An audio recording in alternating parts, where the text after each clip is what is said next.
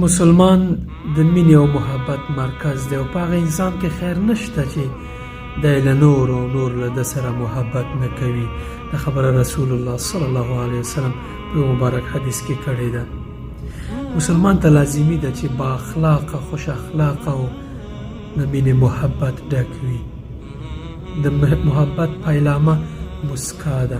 کله چې په لاره ګرځېدی په هر ځای کې وای خپل مسلمان ورور ته او نور انسانانو ته مسکا کوئ. مسکا د مینې محبت پیلامه ده او تر ټولو مهمه ده چې مسکا صدقه ده. رسول الله صلی الله علیه وسلم فرمایلی تبسمک فی وجه اخیک صدقه. ستا مسکا د مسلمان ورور پر وړاندې صدقه ده.